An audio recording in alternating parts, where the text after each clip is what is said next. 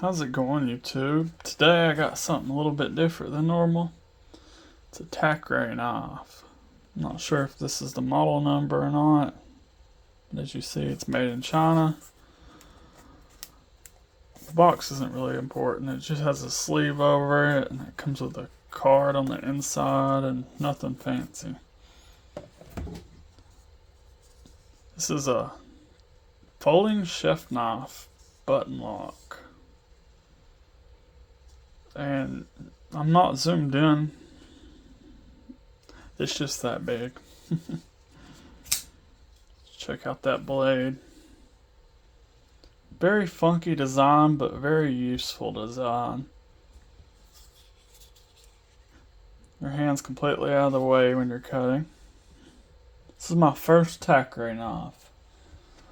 This has a 4.5 inch cutting length of VG10 stainless steel. You got a satin finish on it, and it's a full flat grind. It's a very thin blade stock. It got 2.4 millimeters or 0.098 inches. That is very thin.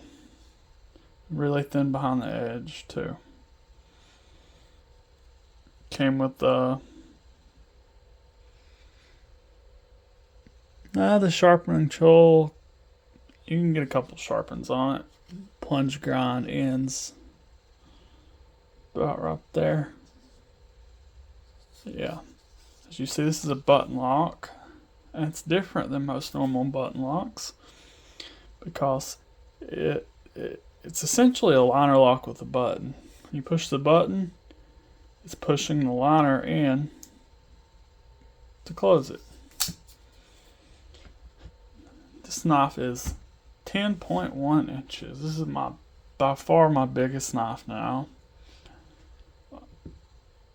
I normally don't like knives this big, but for a kitchen knife, I guess it's fine. I don't have nothing great to compare it to, but I'll do my best. Spyderco PM2 and the Tacray. These are both full-size 8.25 inch knives, and as you see, are nothing compared to the Tacray. This thing retails for around 44 bucks, which is a pretty good deal for this much VG10. It's actually my first knife in VG10, surprisingly enough. This thing came really sharp too out of the box. On my best sharpness tester, I got 85 grams. I tested it twice. Got the same score both times, so it's really sharp. Yeah, most factory edges 200 is good. So for it to be under 100, it's great.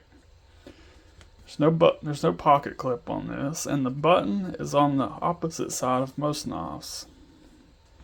Like the Tacray, it's on the side you flip it from instead of this side. But it makes a lot of sense because when you're holding it,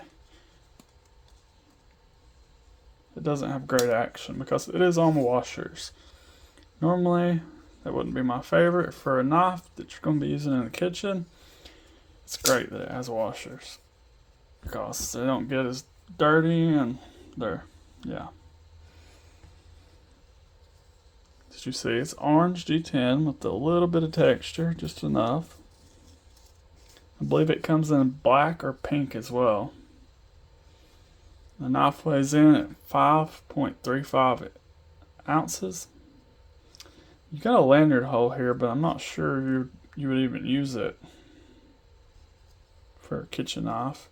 Got a little bit of jimping right here. Can't say it really makes much of a difference though. You've got quite a large hole for the cutout, but I can finger flick it with these. But closing, the button lock's kind of pointless because it doesn't have good action for that. And I did try this out. cut up some onion for dinner and held it like this. It cut right through it and it's no problem. Pretty comfortable. Let's see. The handle's 0.46 inches. There's no backspacer. I think about covered all the positives and so yeah, let's go over my nitpicks and dislikes of this knife. For one,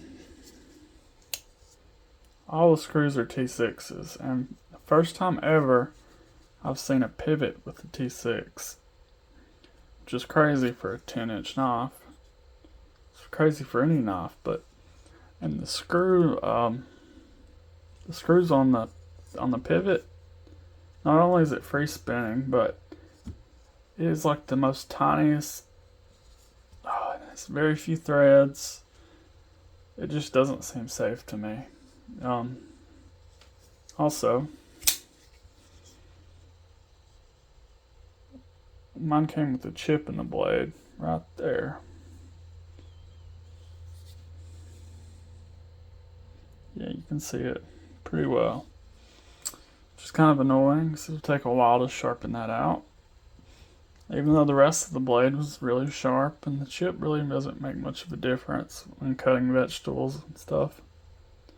But you don't want a brand new knife with chips in it regardless. The button on this thing sticks out quite a bit, which is kind of unnecessary. When you close it, it does go a little bit down farther. But once it's open, it's really easy to hit that. If you're holding it like this, you're fine. If you're holding it in a pinch grip or something, you're going to be all over that button. It does have decent lockup, even though it seems kind of flimsy. It feels pretty sturdy. But yeah. What do I think about this knife overall? It was a great idea. And I like most of it. Would I buy it again? Probably not. If they made a version 2 and improved on a few things, I'd be all in for it. But the cheap hardware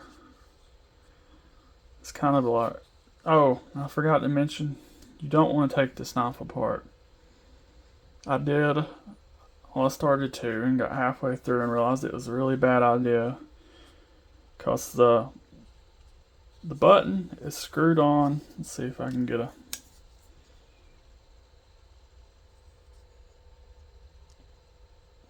Well, you can't see it. The button is screwed onto the liner lock. And I got all the screws out very easily. So they had no thread locker, but this one was like glued on or something. And I just decided against taking it off because the hardware seemed kind of cheap and it seemed like it was going to strip. So if you're going to make a chef's knife that's a button lock, make it easy to take apart and clean because you're going to get it dirty. Yeah, I mean, I like it, but could have been done a lot better. But it'll be linked down below. Subscribe if you haven't already. Trying to reach 1,000. Thanks for watching.